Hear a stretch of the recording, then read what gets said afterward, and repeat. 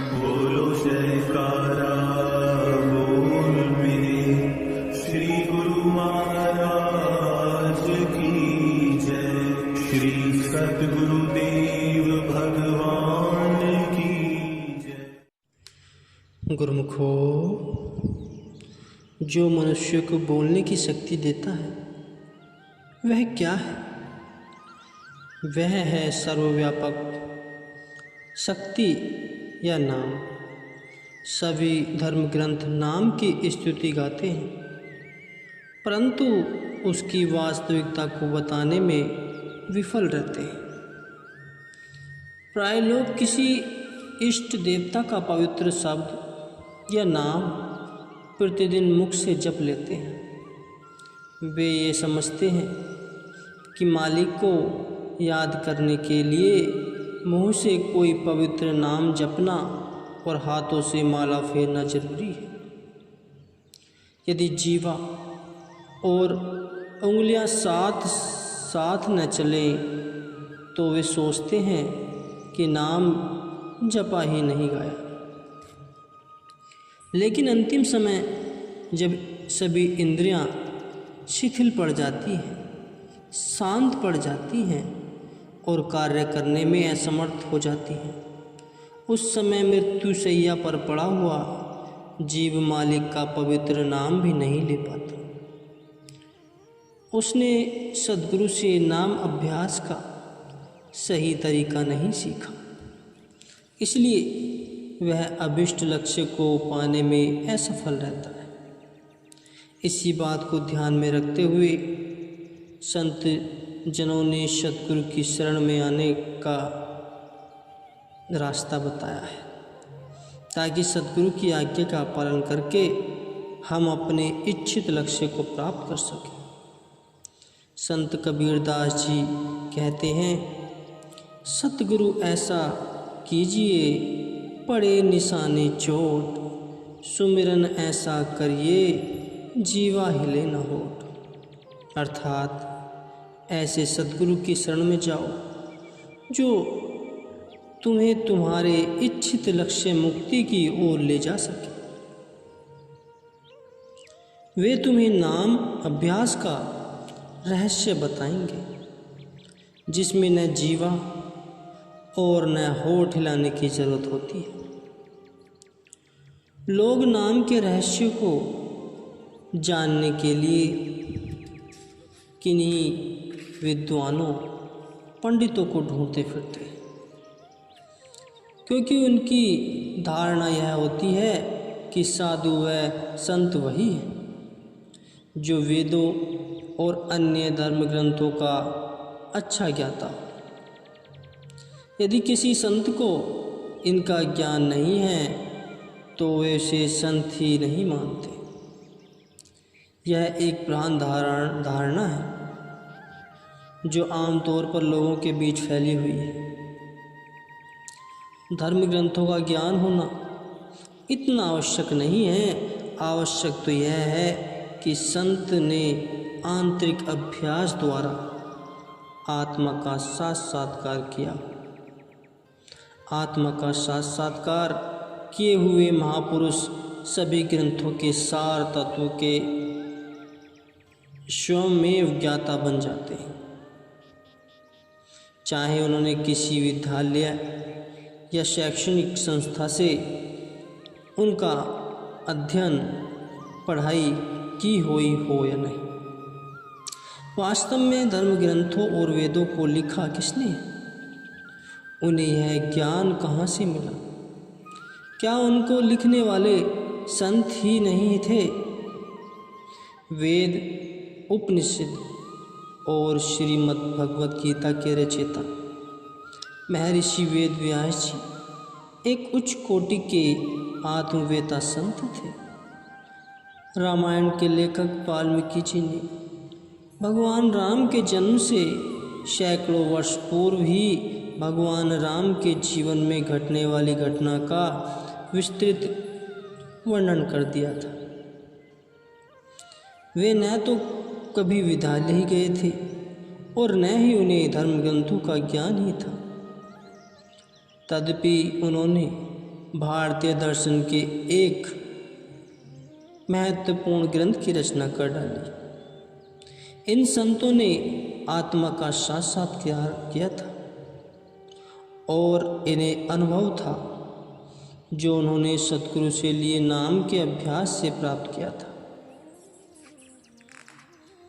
जन्म साखी श्री गुरु नानक देव जी की जीवनी में यह कहा गया है कि जब श्री गुरु नानक देव जी को विद्यालय भेजा गया तो अध्यापक ने लकड़ी की स्लेट पर वर्णमाला के कुछ अक्षर लिखे और बालक को उन्हें याद करने के लिए कहा, परंतु बाबा नानक देव जी ने याद करने से इनकार कर दिया।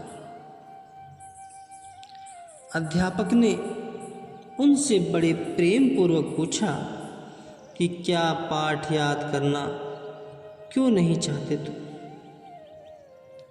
जबकि दूसरे छात्र बड़े शौक से याद करते और उनकी आज्ञा का पालन करते। बाबा नानक ने उत्तर दिया, मैं इस झूठी विद्या को सीखने नहीं आया हूँ। बेचारा अध्यापक इस उत्तर से हैरान हो गया। उसने उनसे पूछा, तुम कौन सी विद्या सीखने आए?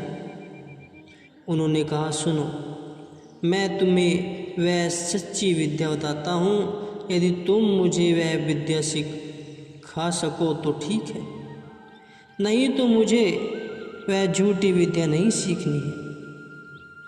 5 वर्ष की आयु में बाबा नानक जी ने निम्न पद कहा, जाली मोह घसी मसू करी मती, कागदू करी शाऊ, भाव कलम करी च्यू लिखारी, गुर पूछी लिखू विचारू। अर्थात संसार तथा इसके विषयों के प्रति अपनी आसक्ति को जला दो और उसे स्याही के लिए पाउडर बना लो। बुद्धि को कागज का पन्ना बनाकर प्रेम रूपी कलम से मन उस कागज पर लिखे, परंतु मन वही लिखे उसे सद्गुरु बताए। संक्षेप में श्री गुरु नानक देव जी ने जब केवल 5 वर्ष के थे तो उन्होंने अध्यापक के माध्यम से संसार को गुरु भक्ति और संत मत का उपदेश दिया। उन्होंने अध्यापक को बताया कि सतगुरु द्वारा प्राप्त आत्मज्ञान ही सच्ची विद्या है। इसलिए माया के बंधनों को तोड़कर और मन की मति को छोड़कर पूर्ण संत सतगुरु की शरण में जाना चाहिए। मैं इसी सच्ची विद्या को सीखने यहाँ आया हूँ। इस विद्या से संसार से परे आत्मलोक के रहस्य खुले और अनंत मालिक के एक रूप होने की शक्ति प्राप्त होती है। गुरुमुखो, संतों को शास्त्रों का ज्ञाता होना आवश्यक नहीं। इसके स्पष्टीकरण के लिए क्या यह प्रमाण पर्याप्त नहीं है? बाबा नानक और उनके समकालीन कई संत हुए, जैसे श्री कबीरदास, नामदेव, संत तुकाराम और जनाबाई आदि। इन संतों ने न कभी विद्यालय में जाकर नियम पूर्वक शिक्षा प्राप्त की और न ही धर्म ग्रंथों का अध्ययन किया, और उन्हें इस लौकिक ज्ञान की प्राप्ति में अपनी शक्ति को लगाने की आवश्यकता भी क्या थी, जबकि वह स्वयं ही ब्रह्म विद्या एवं आध्यात्मिक विद्या के ज्ञाता थे।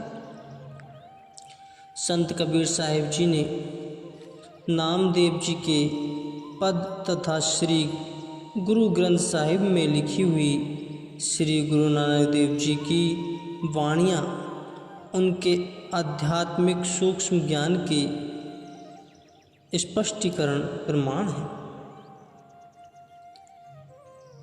ध्रुव प्रहलाद भिलिनी तथा जनाबाई अपने समय की महान उच्च आत्माएं थीं, परंतु इस बात का कहीं भी कोई प्रमाण उपलब्ध नहीं कि उन्होंने किसी विद्यालय में जाकर नियम पूर्वक शिक्षा ग्रहण की। इन सभी ने अपने गुरुओं या पूर्ण पुरुषों के केवल नाम अभ्यास की दीक्षा अवश्य प्राप्त की थी। संत कबीर साहिब जी ने कहा है, पढ़ी पढ़ी जो पत्थर भया, लिख लिख भया जो ईंट, कबीर अंतर प्रेम की लगी न एको छींट। शिक्षित लोग पत्थरों और ईंटों की भांति ही जड़ है, अर्थात उनसे बेहतर नहीं। यदि उनकी विद्या उनके हृदय में सर्वाधार मालिक के प्रति प्रेम नहीं जागृत करती, जो विद्या जीव और ईश्वर को मिलती है, वह विद्यालयों, महाविद्यालयों और विश्वविद्यालयों में सिखाई जाने वाली विद्या से नितांत भिन्न है। इन संस्थाओं में दी गई शिक्षा से ऐसे विद्वान बनते हैं जो लौकिक दृष्टि से भले ही योग्य हों, परंतु आत्मिक दृष्टि से वह अज्ञानी ही होते हैं। आत्मिक विद्या केवल सद्गुरु से ही प्राप्त की जा सकती है, जो इस ज्ञान के खजाने के मालिक होते हैं। इन्हीं से ही आत्म विद्या प्राप्त करके जीव जीवन के परम लक्ष्य आत्म साक्षात्कार को प्राप्त कर पाता है। इस जटिल विषय को स्पष्ट करते हुए श्री कबीर साहिब जी कहते हैं, पढ़ना गुणना चातुरी, यह तो बात सहल, काम दहन मन बसीकरण, गगन चढ़न मुश्किल। शिक्षा प्राप्त कर लेना और शिक्षा के विभिन्न क्षेत्रों का विद्वान बन जाना तो बहुत आसान है, परंतु काम वासना को नष्ट करना, मन को काबू करना और सूरत को निज धाम में ले जाना बहुत कठिन है। गुरुमुखों, आत्मज्ञान की आवश्यकता पर बल देते हुए परम संत श्री कबीर साहिब जी कहते हैं कि उच्च शिक्षा ग्रहण कर लेना और शैक्षणिक योग्यता प्राप्त कर लेना कोई मुश्किल नहीं है, और न ही संसार में बौद्धिक उपलब्धियों के लिए पदक प्राप्त कर लेना ही कठिन है, परंतु आत्मज्ञान प्राप्त करना, काम क्रोध लोभ मोह और अहंकार आदि शत्रुओं से डटकर मुकाबला करना और मन पर पूर्ण नियंत्रण का अभ्यास करना अत्यधिक कठिन है। मन जिसमें काम क्रोध लोभ आदि विचार जबरन उत्पन्न हो जाते हैं और जो नियंत्रण में नहीं रहते, वह मन आत्मा का घातक शत्रु है। उत्तेजित हो जाने पर मनुष्य की बुद्धि को अंधा बना देता है और विवेक शक्ति को नष्ट कर देता है। इस दानव मन को ऋषि मुनि भी बस में करने में असमर्थ रहे। युगों तक अनेक कठोर तपस्याओं और वासनाओं को करने पर भी वह बस में न हो सकी। यदि उच्च तपस्वी साधकों का यह हाल है तो एक सामान्य प्राणी का क्या होगा? इसे अच्छी तरह समझा जा सकता है। इसलिए संत महापुरुष बार बार कहते हैं कि मन को काबू में रखना अत्यंत दुष्कर कार्य है। ईश्वर का ही प्रतिरूप होने के कारण मनुष्य को बहुत शांत और सुखी होना चाहिए, परंतु उसके भीतर छुपा हुआ शत्रु मन उसकी शक्ति और कुछ छीन लेता है। शत्रु मन उसकी शक्ति और शांति और सुख छीन लेता है। यह आत्मिक ज्ञान लौकिक शिक्षा का विषय नहीं है। जीव स्वयं को जानने और बिछड़ी हुई आत्मा को अपने स्रोत परमात्मा से मिलाने के लिए ही पैदा हुआ है, परंतु दुर्भाग्य से वह अपने पथ से भटक गया है। वह ज्ञान जो हमें परमात्मा से एक रूप होना सिखाता है, कहीं लिखित रूप में नहीं है। यह अलिखित भाषा और अकथित शब्दों के रूप में है। इस ज्ञान को ऐसे महापुरुषों के चरणों में बैठकर प्राप्त किया जा सकता है जिन्होंने स्वयं इस पथ की यात्रा की हो। एक संत का कथन है, सुखी और शांति रूपी प्रकाश के लिए न बाहर और न ही उसमें देखो, अपितु अपनी आत्मा के अंदर देखो। जैसे फूल प्रातःकालीन प्रकाश को लेने के लिए अपनी पंखुड़ियाँ खोल देता है, उसी तरह सत्य ज्ञान का उज्जवल प्रकाश प्राप्त करने के लिए अपनी आत्मा को अधिक सचेत या जागरूक बनाना। शिक्षा प्राप्त करना बिल्कुल व्यर्थ या अनुचित नहीं है, परंतु हमें इसके द्वारा सिखाए गए गुणों को ग्रहण करना चाहिए। हमें अपनों से बड़ों और गुरुजों के प्रति प्रेम और सेवा का पाठ सीखना चाहिए, ताकि वे हमें उन्नति करने और सुखी जीवन बिताने का आशीर्वाद दें। हमें शोधकर्ता विद्वान बनना चाहिए, परंतु केवल भौतिक जगत का ही नहीं, अपितु आंतरिक असीम जगत का भी। धर्म ग्रंथों का अध्ययन प्रारंभ में काफ़ी सहायक रहता है, परंतु अध्ययन मात्र से हमारी आत्मिक जिज्ञासा और उत्साह समाप्त नहीं हो जाना। यह सभी धर्मशास्त्र हमें पूर्ण महापुरुषों की शरण में जाने का ही निर्देश करते हैं, परंतु स्वयं ही महापुरुष होने का दावा नहीं करते। धर्मशास्त्रों का अध्ययन मालिक के धाम की ओर ले जाने वाली सीढ़ी का प्रथम सोपान है। सीढ़ी के प्रथम या सबसे निचले सोपान पर ही बैठकर और उसी से ही संतुष्ट होकर मनुष्य सीढ़ी की ऊपर मंजिल पर पहुंचने की आशा कैसे कर सकता है। सीढ़ी के ऊपरी सोपान पर पहुंचने के लिए मनुष्य को निचले सोपान को छोड़ना ही पड़ेगा। लोग इस बात के अभ्यस्त हो गए हैं कि वे अपने इष्ट देव की मूर्ति के सामने किसी मंत्र का जाप करके, किसी धर्म ग्रंथ के कुछ पद पढ़कर और आरती उतार कर ही संतुष्ट हो जाते हैं।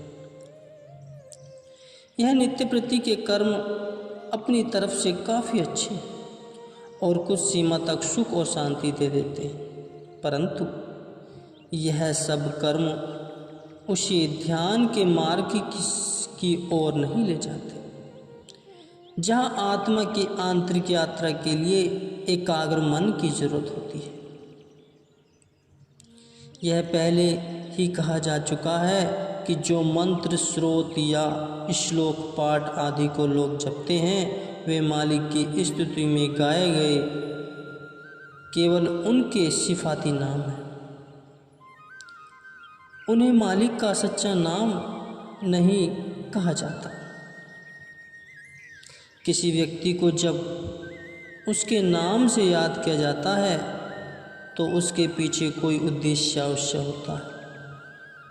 जिस उद्देश्य से उसे याद किया जाता है वह उसे ऊंचे ऊंचे स्वर में केवल बुलाते रहने में तो पूरा नहीं हो जाता, उसे व्यक्तिगत रूप से मिलने पर ही उसका निर्धारित और निश्चित उद्देश्य पूरा होता है। ठीक इसी तरह मालिक के असंख्यक नामों में से एक अथवा अनेक नामों के उच्चारण मात्र से उस तक नहीं पहुंचा जा सकता। वास्तविक नाम को बताते हुए श्री संत कबीर साहिब जी कहते हैं, कबीर आदि साखी यह कोटि ग्रंथ करी जान, नाम सत्य जग झूठ है, सुरत शब्द पहचान। अर्थ, परम संत श्री कबीर साहिब जी कथन करते हैं कि आधे दोहे में ही मैं तुम्हें धर्म ग्रंथों का सार संक्षेप में बताता हूँ। संपूर्ण जगत और इसके पदार्थ नाशवान है और केवल सच्चा नाम ही शाश्वत है। सच्चा नाम वही है जो भीतर श्रुति में मिला हुआ है।